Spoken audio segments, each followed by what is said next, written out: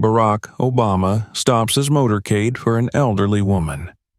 What he does next shocks the entire country. Subscribe and tell us in the comments where you're watching this video from.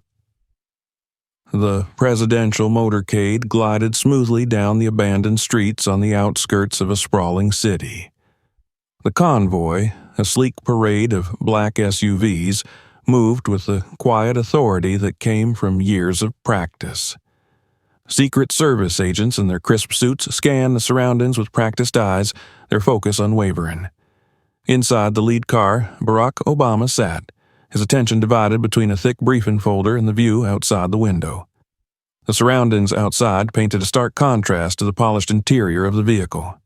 Cracked sidewalks lined with weeds flanked the streets. Empty, dilapidated buildings loomed like sentinels of despair, their windows shattered and walls defaced with graffiti. A few pedestrians shuffled along, their heads bowed, faces weary. The remnants of a once thriving community lay in ruin, its vitality drained by years of neglect.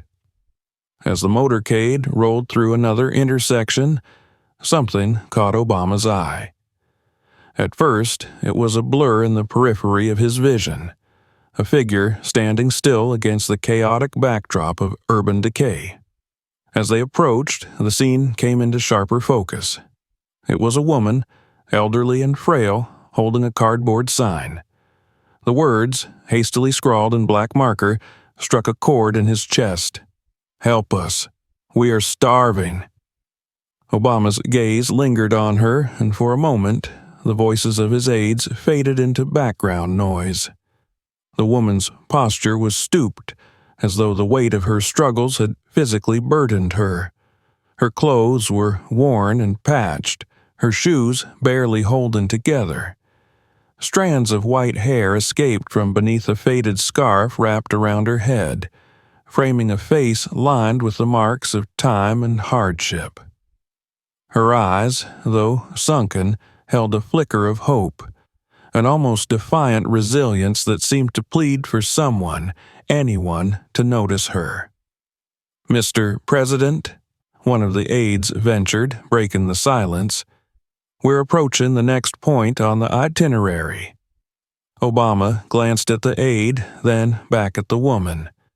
Without hesitation, he closed the briefing folder and said firmly, "Stop the car." The lead SUV slowed abruptly, causing a ripple effect throughout the convoy. Secret Service agents immediately sprang into action, radios buzzing as they assessed the unexpected halt. Inside the car, the atmosphere grew tense. "Sir, we can't stop here," one of the agents said, his tone professional but urgent. "This area is not secure." Obama's expression didn't waver. "She needs help," he said simply. "We're stopping." As the car rolled to a halt, the agents exchanged wary glances but complied.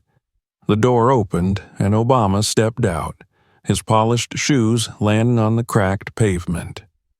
The sound drew attention from nearby pedestrians, who paused in their tracks, their curiosity piqued by the sight of the former president in such an unlikely setting. Obama approached the woman slowly, his towering figure seeming almost out of place against the backdrop of decay. He stopped a few feet away, lowering himself slightly to meet her gaze. Up close, he could see the lines of exhaustion etched deeply into her face, the trembling of her hands as she clutched the cardboard sign. "Ma'am," he said gently, his voice breaking through the din of distant traffic and murmurs from the crowd that was beginning to gather. "What's your name?" The woman blinked, as though unsure whether to believe what she was seeing. For a moment, she hesitated, her lips quivering. Then, in a voice roughened by time and hardship, she replied, "Evelyn." "What can I do for you, Evelyn?" he asked, his tone soft but purposeful. Evelyn's grip on the sign tightened. She glanced down as if ashamed, then looked back up at him. "My grandbabies," she said, her voice barely audible. "They're all I have left. Their parents, they're gone. We've got nothing, no food, no water, just this." She gestured toward the crumbling tenements behind her. "I came out here because I didn't know what else to do." Her words hit Obama like a punch to the chest. He felt the weight of them, the raw desperation in her voice. The stories he'd read in reports, the statistics he'd reviewed in endless meetings, they were real, standing right in front of him in the form of this one woman. He straightened and looked back at his staff who had begun to gather near the car. "I want to see where she lives," he said, his tone leaving no room for argument. "Sir, that's not advisable," one of the Secret Service agents interjected. "We can send someone to—" "If she can live there, I can visit," Obama interrupted, his voice firm. "We're going." Evelyn looked at him, her eyes wide with a mixture of disbelief and hope. "It's not far," she said, "but it's not much." "Lead the way," Obama said. With slow, deliberate steps, Evelyn began to walk, her frail frame seeming to carry the weight of the world. Obama fell into step beside her, the motorcade trailing cautiously behind. As they moved deeper into the neighborhood, the true extent of the devastation became clear. Rows of crumbling homes lined the narrow streets, their facades marred by years of neglect. Children played barefoot in the dirt, their laughter a stark contrast to the bleak surroundings. Elderly residents sat on porches, their gazes following the unusual procession. The air was heavy with the scent of decay and desperation. Garbage was piled high in corners, stray animals picking through the refuse. The sound of muffled conversations and distant sirens created an uneasy soundtrack to their journey. Obama glanced at Evelyn as they walked. "How long have you been here?" he asked. "Too long," she replied, her voice tinged with resignation. "This was once a good place. Families, jobs, community. But after the storm, everything fell apart. No one came to help. We've been forgotten." Her words hung in the air, resonating deeply. They reached a small, dilapidated building at the end of the street. Evelyn stopped and gestured toward it. "This is home," she said. Obama looked at the structure. The roof sagged under its own weight, and the windows were patched with plastic sheets. Inside, through the doorway, he could see dim light flickering from a single bulb. The sound of children's voices drifted out, filled with an innocence that belied their circumstances. He turned to Evelyn. "May I come in?" She nodded, and together they stepped inside. The smell of mildew and dampness was overwhelming. The room was sparsely furnished, an old couch with exposed springs, a makeshift table made of crates, and a few scattered belongings. 3 children peeked out from behind a curtain, their wide eyes filled with curiosity and uncertainty. "This is all we've got," Evelyn said, her voice breaking. "But we make do." Obama knelt down to meet the children's eyes. "Hi there," he said softly. "I'm Barack." The youngest, a girl no older than 6, clung to Evelyn's skirt. The boy, who looked to be about 12, stepped forward hesitantly. "Are you here to help us?" he asked. Obama smiled, his gaze steady. "Yes," he said, "and I promise you, this is just the beginning." As he stood, he turned to his staff who had gathered outside. "I want a full assessment of this area," he said, his voice resolute. "And I want it today. No delays." The aides nodded, their faces a mixture of determination and awe. Obama looked back at Evelyn and her grandchildren. The weight of responsibility settled heavily on his shoulders, but within it, he felt a spark of resolve. This isn't just about one family, he thought. It's about all of them. As the motorcade departed, the image of Evelyn and her grandchildren remained etched in his mind. He knew this was only the beginning of a much larger journey. The motorcade wound its way through the narrow streets of Evelyn's neighborhood, its polished vehicles a stark contrast to the crumbling surroundings. The further they drove, the more the true scale of the devastation came into focus. Barack Obama sat in silence, gazing out the window as if trying to absorb every detail of the lives unfolding around him. The streets were lined with dilapidated homes, their once vivid paint now faded and peeling. Broken windows were patched with cardboard and plastic. In some places, entire walls had caved in, leaving gaping holes that exposed the skeletal remains of the interiors. Sidewalks were littered with debris, discarded furniture, shattered glass, and piles of garbage left uncollected for months. Children played barefoot in the streets, their laughter a rare sound of joy in the otherwise somber landscape. A group of boys kicked a deflated soccer ball through a maze of potholes, their enthusiasm undiminished by the ball's sorry state. Nearby, a girl tugged a makeshift toy, a stick tied to an old soda can, her giggles rising above the din of a distant siren. Despite the hardship, life persisted, clinging stubbornly to whatever scraps of normalcy it could find.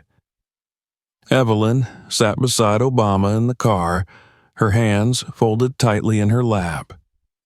She seemed almost embarrassed to be the center of attention, her frail frame dwarfed by the leather seats and gleaming finishes of the presidential vehicle. "It wasn't always like this," she murmured, her voice barely audible over the hum of the engine.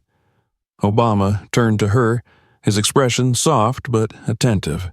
"What happened?" he asked. Evelyn exhaled, her gaze distant. "The storm came through 5 years ago," she began. "It tore everything apart. Homes, businesses, everything we built. At first, people tried to rebuild. We worked together, shared what little we had. But as the weeks turned into months, and the months into years, the help we were promised never came. One by one, people gave up and left. Those of us who stayed, we've been forgotten." Her words hung heavy in the air. Obama glanced at his security detail, who remained alert and watchful, their radios crackling softly. "How many families are still here?" he asked. Evelyn shook her head. "Not as many as there used to be. Maybe 50, 60. Most of us are barely getting by. It's the kids I worry about. They deserve more than this." The motorcade came to a halt at the end of a narrow street where Evelyn's home stood, a modest, single-story structure that looked as though it might collapse under its own weight. The roof sagged, its shingles warped and missing in places. The front door hung crookedly on its hinges, and the windows were obscured by layers of grime. "This is it," Evelyn said quietly. "It's not much, but it's home." Obama stepped out of the car, his polished shoes crunching against the gravel. Secret Service agents immediately surrounded him, their eyes scanning the area. A few neighbors peered out from behind curtains or doorways, their expressions a mix of curiosity and suspicion. Evelyn led him to the front door, which creaked loudly as she pushed it open. Inside, the air was damp and musty, carrying the scent of mildew and neglect. The living room was sparsely furnished with mismatched pieces: a threadbare couch, a wooden table with one leg propped up by a stack of magazines, and a single lamp that flickered faintly. A few family photographs adorned the walls, their frames cracked but carefully maintained. 3 children emerged from the shadows, their faces bright with curiosity. The eldest, a boy of about 12, stepped forward protectively, his chin held high despite his slight frame. Behind him stood 2 younger girls, one clutching a battered stuffed animal, the other hiding shyly behind her brother. "These are my grandbabies," Evelyn said, her voice tinged with pride. That's Jamal, and the girls are Tasha and Ruby. Obama knelt down to their level, his warm smile breaking the tension. Hi, Jamal. Hi, Tasha and Ruby. I'm Barack. Jamal hesitated before speaking. Are you here to help us? He asked, his voice steady but tinged with a cautious hope. I am, Obama replied, his tone resolute, and I promise I'll do everything I can. Ruby, the youngest, stepped forward tentatively. Her small hand reached out to touch the edge of his suit jacket, as if testing whether he was real. Are you a king? She asked softly. Obama chuckled, his eyes twinkling. Not quite, Ruby. Just someone who wants to help. As he stood, he surveyed the room, taking in the signs of struggle etched into every corner. The patched-up walls, the faded carpet, the sparse shelves. This was more than a house. It was a testament to resilience, a place where love and determination had managed to persevere against overwhelming odds. Outside, a small crowd had gathered, drawn by the unusual sight of the motorcade and the former president's visit. Neighbors whispered among themselves, their expressions ranging from skepticism to cautious optimism. Obama stepped onto the front porch, addressing the group. I know times have been tough, he began, his voice carrying over the quiet murmurs. But I want you to know that you haven't been forgotten. I'm here because I want to understand what you're going through, and because I believe we can make things better. The crowd grew quiet, their attention fixed on him. For many, it was the first time they felt truly seen, their struggles acknowledged by someone with the power to make a difference. Turning to his aides, Obama's demeanor shifted, his voice firm. I want a full assessment of this area by the end of the day.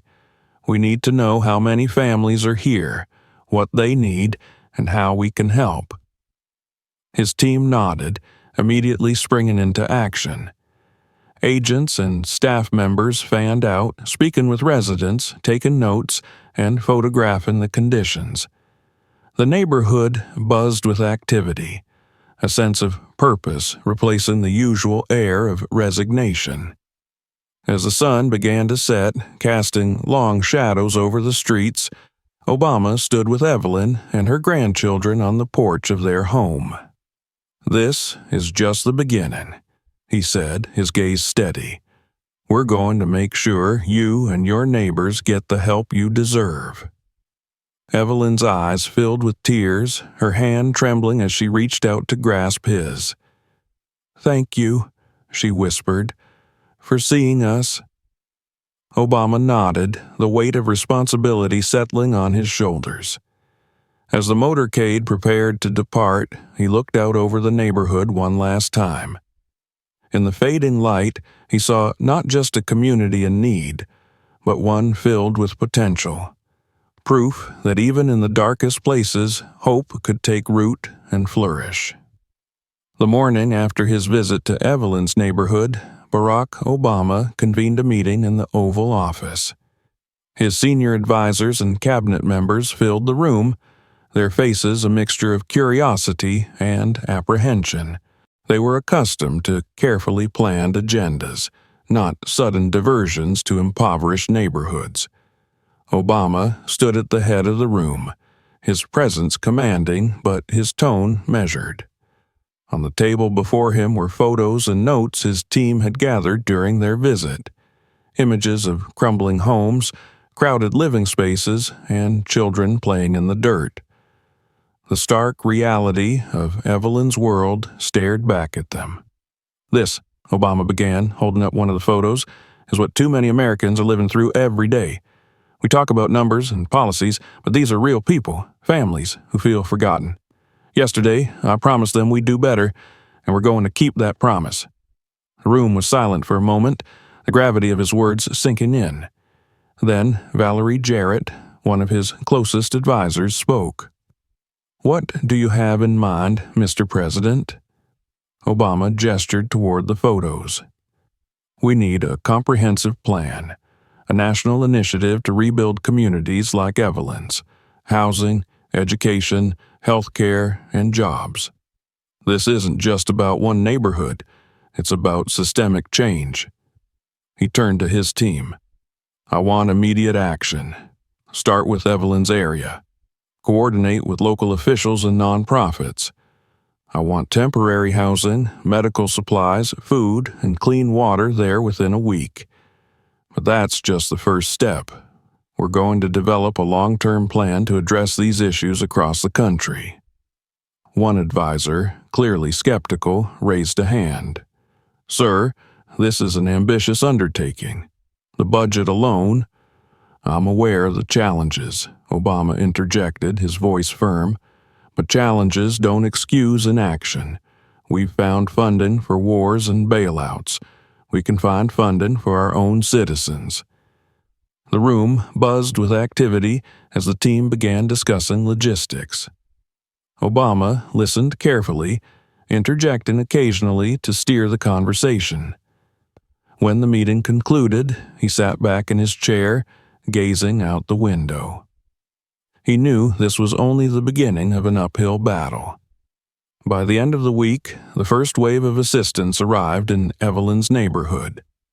Trucks rolled in, carrying crates of fresh produce, bottled water, and hygiene supplies. Volunteers set up tents to serve as temporary clinics, where doctors and nurses offered free checkups. Portable showers and restrooms were installed, providing residents with basic amenities they hadn't had in years.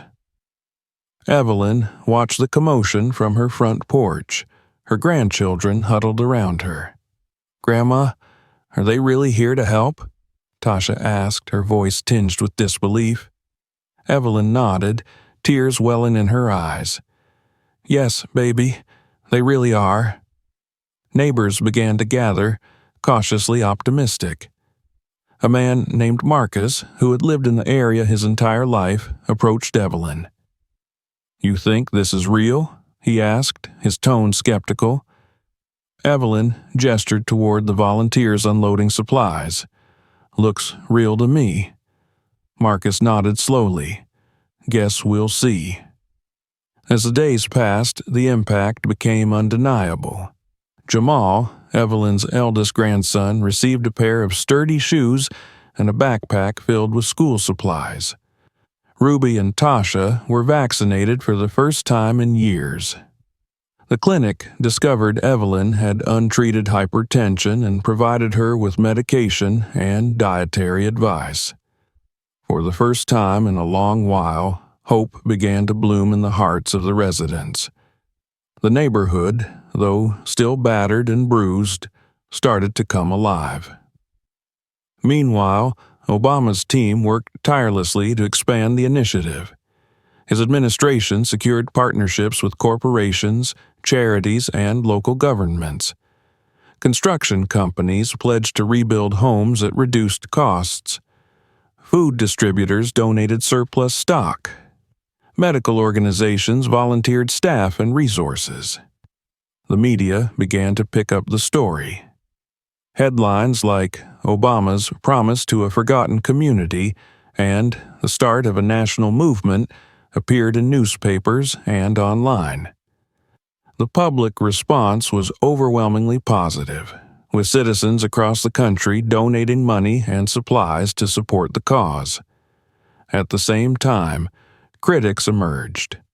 Some accused Obama of using the initiative as a publicity stunt, while others questioned the feasibility of such an ambitious program.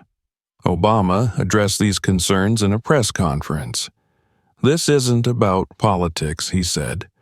"This is about people. Evelyn and her grandchildren are just one family among thousands who need our help. If we have the means to make a difference, then it's our responsibility to act." As the first month of the initiative drew to a close, Obama returned to Evelyn's neighborhood to assess the progress. This time, he was greeted not with suspicion, but with smiles and applause. Children ran up to him, proudly showing off their new backpacks and shoes. Evelyn stood on her porch, beaming with gratitude. "Mr. President," she said, shaking his hand, "you kept your word." "We're just getting started," Obama replied, glancing around. "But I'm glad to see things moving in the right direction." Jamal approached, holding a notebook filled with drawings. "Look, sir," he said excitedly, "I'm designing houses. One day, I'm going to be an architect." Obama smiled, placing a hand on the boy's shoulder. "I believe you, Jamal. Keep working hard, and you'll get there." As he walked through the neighborhood, Obama couldn't help but feel a sense of pride, not in himself, but in the resilience and determination of the people he had met. They had taken the first step toward rebuilding their lives, and he was committed to ensuring they had the support they needed to succeed. When the motorcade pulled away that evening, Evelyn stood with her grandchildren, watching the cars disappear into the distance. She held Jamal's hand tightly, her heart full for the first time in years. "Grandma," Ruby asked, her voice soft, "do you think everything will really get better?" Evelyn knelt down, pulling the little girl into her arms. "I do, sweetheart," she said, "because sometimes all it takes is someone to care enough to try." The ripples of Barack Obama's promise to Evelyn's neighborhood spread far beyond its crumbling streets. Inside the White House, his administration worked at a feverish pace to transform the initial relief effort into a comprehensive national program. Dubbed the Communities in Need Initiative, CNI, the plan aimed to address systemic poverty across the country by focusing on 4 key pillars: housing, education, healthcare, and employment. The first step was securing funding. Obama's team worked late into the night, drafting proposals and meeting with lawmakers. They pitched the initiative as an investment in America's future, emphasizing the long-term benefits of revitalizing neglected communities. Though the proposal faced resistance from fiscal conservatives, Obama's impassioned speech to Congress turned the tide. "These are not just numbers on a page," he said, holding up photos of Evelyn's neighborhood. "These are people, families, who have been left behind. We cannot call ourselves a great nation if we allow this kind of suffering to persist. This is our chance to rebuild, not just homes, but hope." The speech went viral, inspiring a wave of public support. Donations poured in from private citizens and corporations alike, while local governments expressed willingness to collaborate. The bill funding CNI passed narrowly, but it passed. Obama signed it into law with Evelyn and her grandchildren standing by his side. In the weeks following the launch of the initiative, a team of architects, engineers, and urban planners descended upon Evelyn's neighborhood. The plan was ambitious: demolish unsafe structures, rebuild homes, and establish shared community spaces. Temporary housing units were set up nearby to accommodate displaced families during construction. Evelyn and her neighbors watched in awe as bulldozers and cranes began their work. It was a bittersweet sight, tearing down the remnants of their old lives, but it was also a promise of something better. Jamal, who had become fascinated by the blueprints the architects carried, eagerly peppered them with questions. "What kind of materials are you using?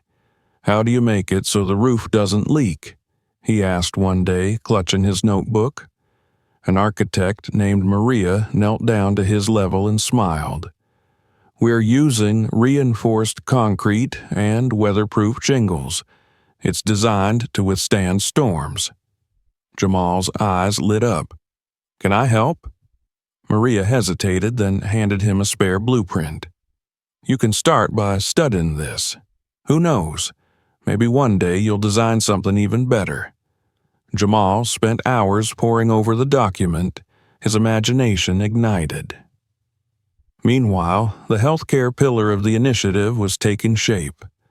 Mobile clinics staffed by volunteer doctors and nurses began traveling to underserved areas. In Evelyn's neighborhood, the clinic quickly became a lifeline. Residents lined up for checkups, vaccinations, and prescriptions. Evelyn, who had been diagnosed with hypertension during the initial relief effort, started attending regular consultations.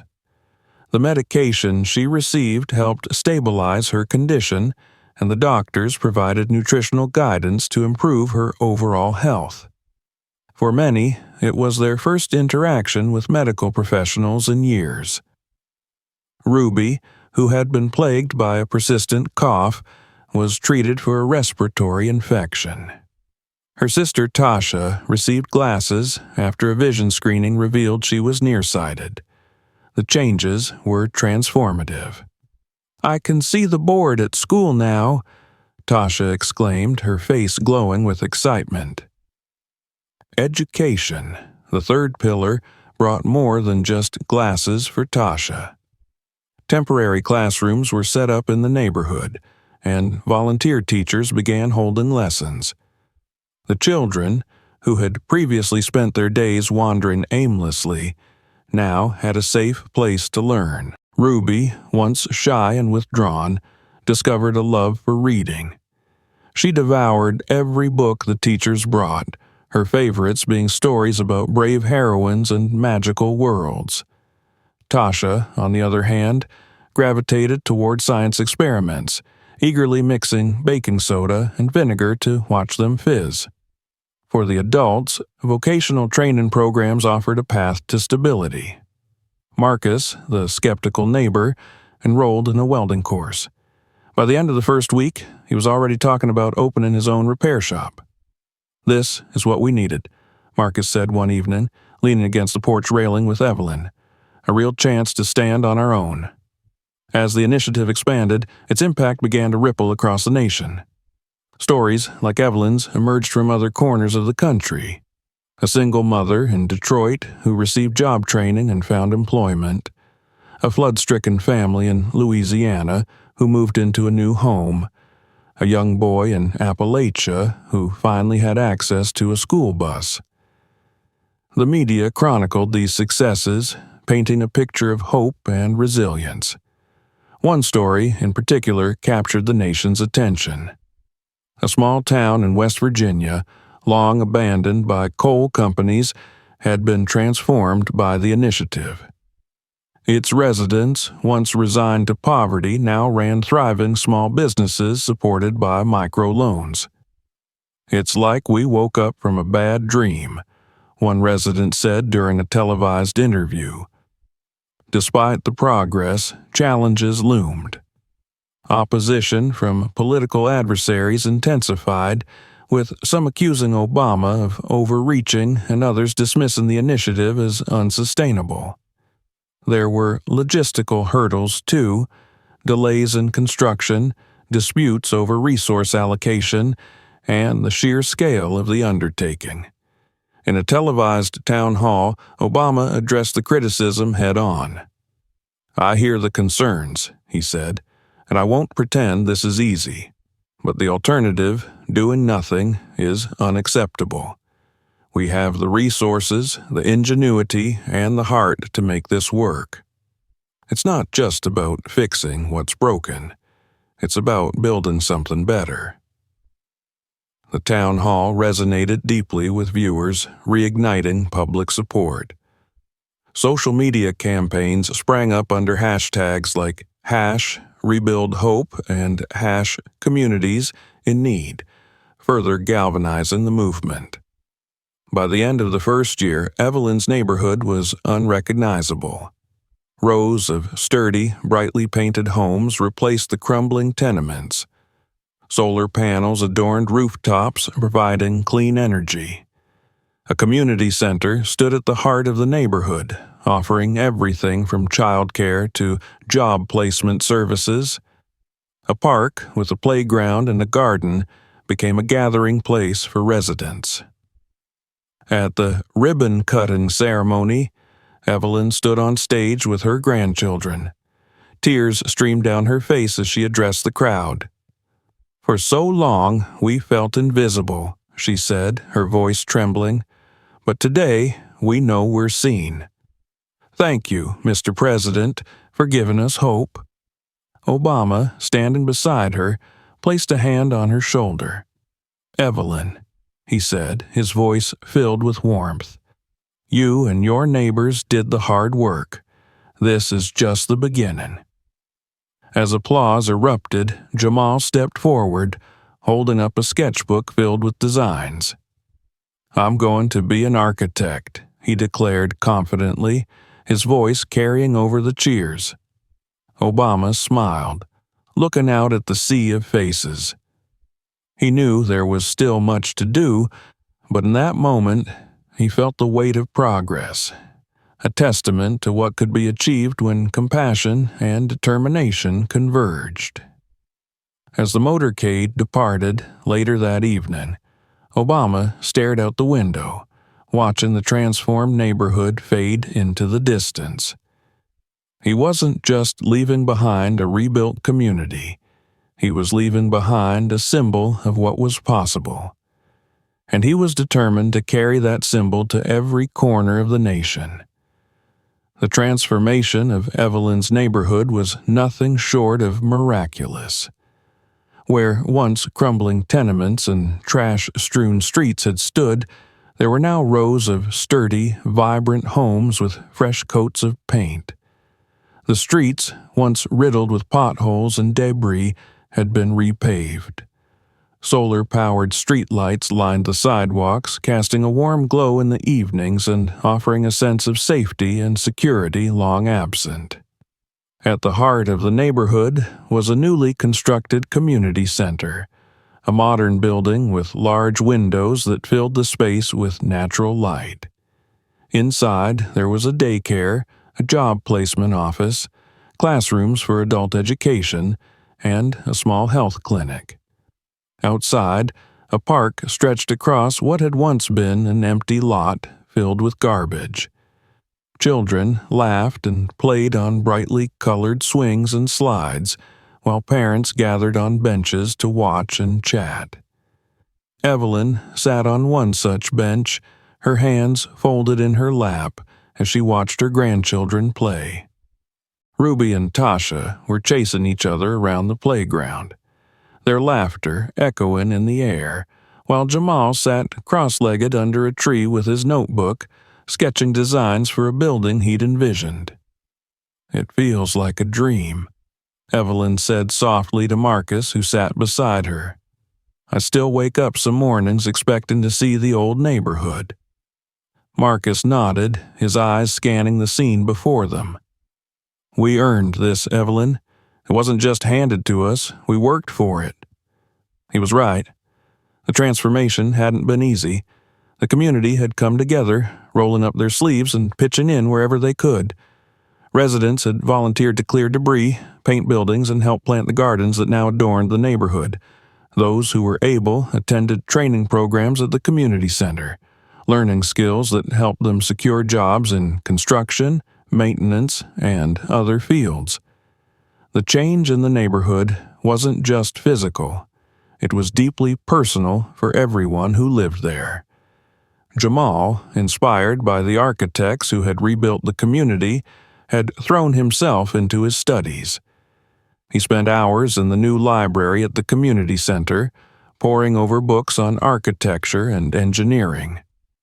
One afternoon, Maria, the architect who had first encouraged him, returned to the neighborhood for a follow-up visit. Jamal approached her eagerly, clutching his notebook. I've been working on my own designs, he said, opening the notebook to a page filled with sketches. I want to build houses that can withstand storms so people won't lose their homes like we did. Maria studied the drawings, her expression impressed. These are really good, Jamal, she said. You've got a talent for this. Jamal beamed with pride. I want to go to college and become an architect, he said. I want to help other neighborhoods like ours. Maria smiled. I have no doubt you will. Ruby, who had once been shy and withdrawn, blossomed in the new environment. The library became her favorite place, and she spent hours reading books about adventures and strong heroines.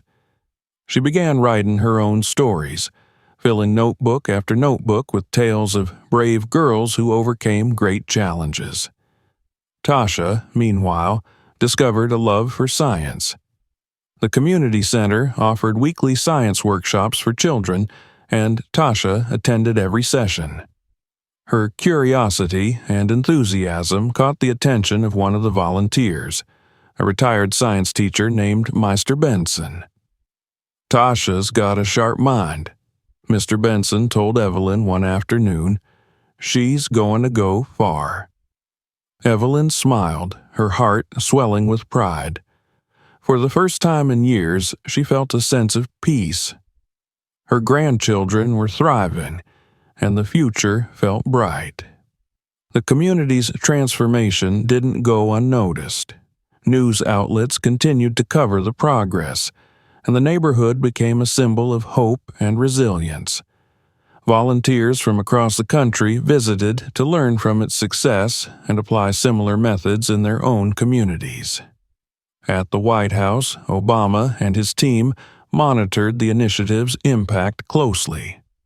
Reports from other cities showed similar progress: a revitalized block in Detroit, a new school in rural Mississippi, a health care clinic in an underserved community in New Mexico.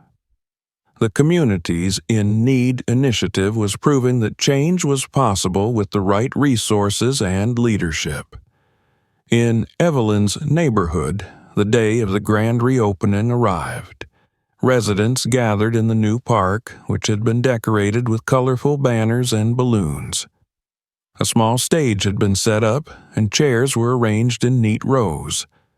At the front of the stage stood a plaque inscribed with the words, "A Community Reborn. Hope begins here." Evelyn and her grandchildren sat in the front row. Ruby held her grandmother's hand tightly, while Jamal clutched his notebook.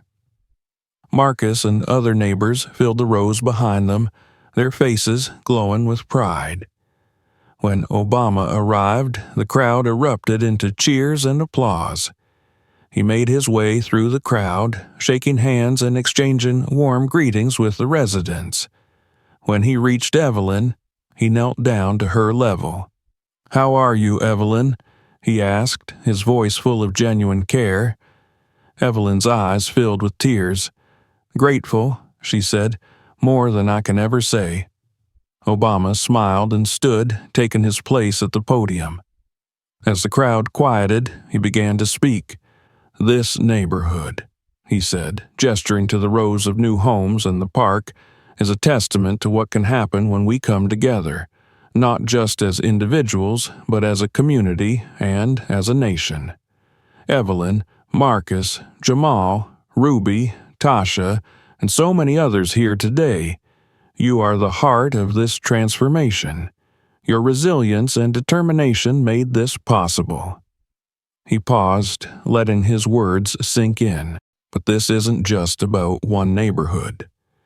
This is about a movement, a commitment to ensure that no one in this country feels forgotten or left behind. Today, we celebrate what we've achieved here. Tomorrow, we carry this mission forward to every corner of the nation. The crowd erupted into applause, the energy electric. Evelyn looked around, her heart swelling with pride and hope. This was more than she had ever dreamed of, not just for herself, but for her grandchildren and the generations to come. As the event concluded, Jamal approached Obama with his notebook. "Mr. President," he said, holding it out, "I wanted to show you my designs." Obama took the notebook and flipped through the pages, his expression thoughtful. "These are impressive, Jamal," he said. "You've got a real talent." "Thank you," Jamal said, his voice steady. "One day, I'm going to help rebuild other neighborhoods just like this one." Obama smiled, placing a hand on the boy's shoulder. "I believe you will, Jamal, and when you do, I'll be cheering you on." As the sun began to set over the neighborhood, casting a golden glow over the park, Evelyn sat with her grandchildren, watching the celebration around them. For the first time in years, she felt truly at home. "Grandma," Ruby said softly, leaning against her, "do you think things will stay this way?" Evelyn wrapped an arm around her. "I do, sweetheart," she said, "because this isn't just a new beginning for us, it's a new beginning for everyone." The transformation of Evelyn's neighborhood marked the beginning of a larger wave of change sweeping across the nation. What started as a focused effort in one struggling community expanded into a national movement that touched thousands of lives.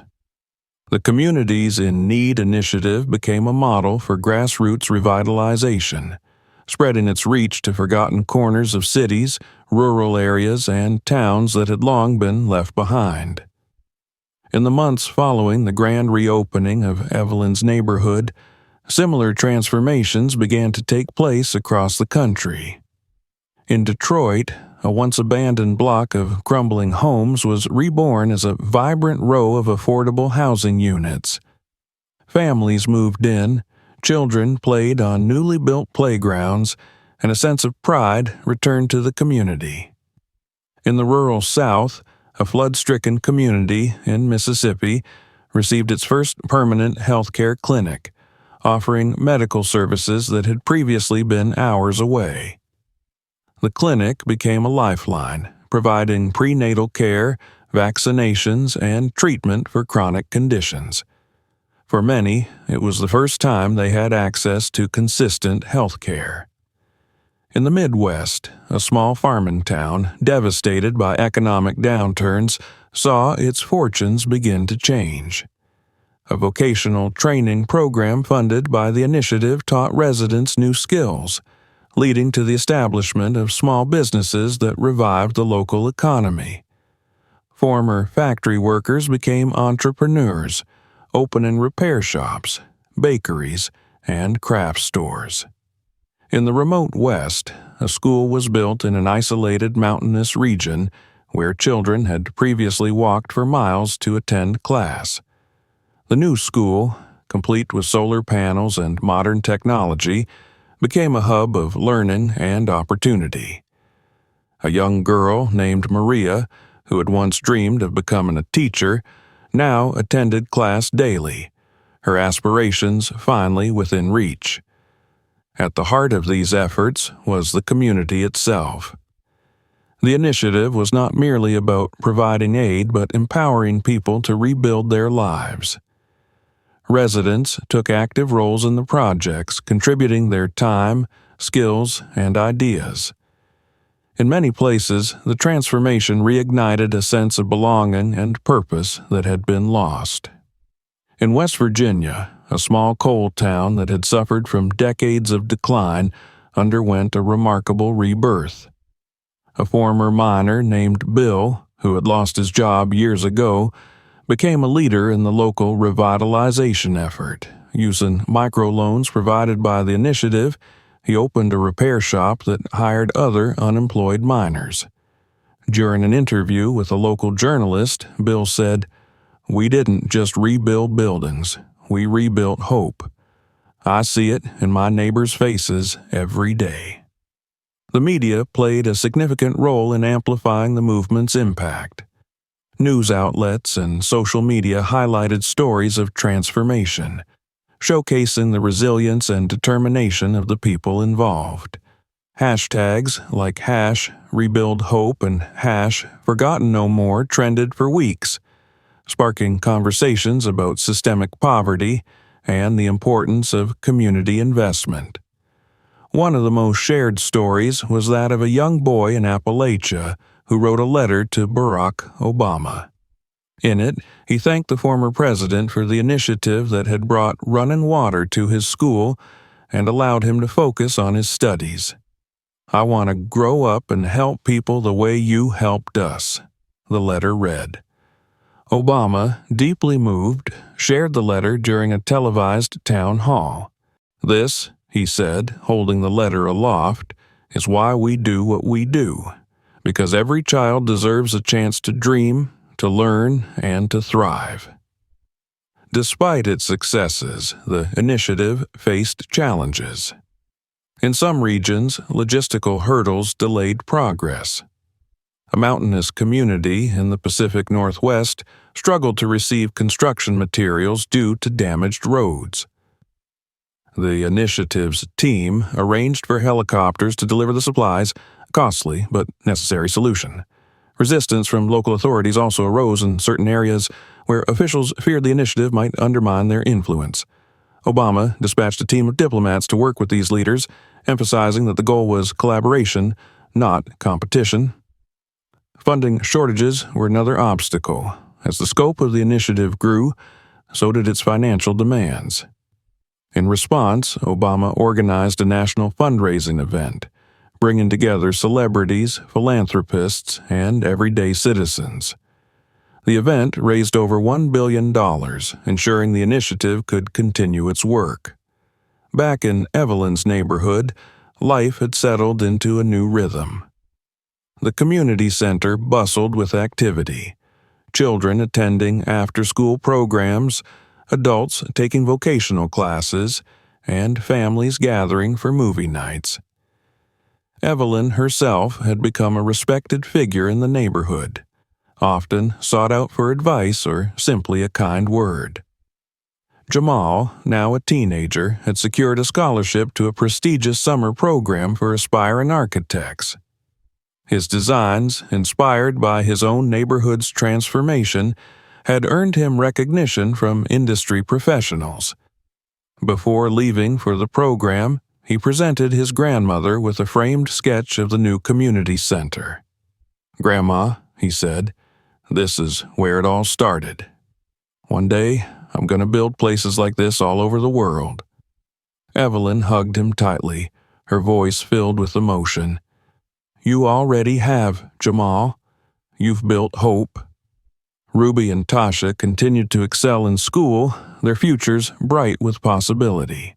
Ruby, now an avid reader and budding writer, had started a neighborhood newsletter, sharing stories about the community's progress. Tasha, fascinated by science, often led experiments at the community center, earning her the nickname Professor Tasha among the other kids. As the one-year anniversary of the Communities in Need initiative approached, Obama and his team prepared a report detailing its accomplishments. Over 20,000 homes had been rebuilt or repaired. Thousands of children had access to education for the first time. Healthcare services had reached millions, and vocational training programs had created countless new jobs. The anniversary was marked by a national event held in Washington, D.C. Thousands gathered on the National Mall, where a monument was unveiled to commemorate the movement. The statue depicted a young girl holding a cardboard sign with the words, "Hope Never Fades," etched below. It was a tribute to Evelyn's courage and the ripple effect it had created. Evelyn, Jamal, Ruby, and Tasha attended the event, sitting in the front row. When Obama took the stage, he spoke directly to them. "Evelyn, you and your grandchildren reminded us of something vital, that no one should ever feel invisible. This monument isn't just for your neighborhood, it's for every community that dared to hope for a better future." The applause was thunderous, the crowd rising to their feet. As the event concluded, Evelyn stood before the monument, her hand resting on the cold stone. She turned to Jamal, who stood beside her. "Do you think it's true, Grandma?" he asked. "That hope never fades?" She smiled, her eyes glistening. "It's true, Jamal, because hope lives in people. As long as we care for one another, it will never fade." The Communities in Need initiative became a beacon of what was possible when compassion met action. Its legacy extended far beyond the neighborhoods it transformed, inspiring other nations to adopt similar programs. And while the challenges of poverty and inequality persisted, The movement proved that change could start with a single act of kindness. For Evelyn and her family, it had started with a cardboard sign, and it had changed everything. Don't forget to subscribe to stay updated with more stories like this. Share this video with friends and family to inspire change and spread hope. And make sure to check out our other videos for more impactful stories. Together, we can make a difference.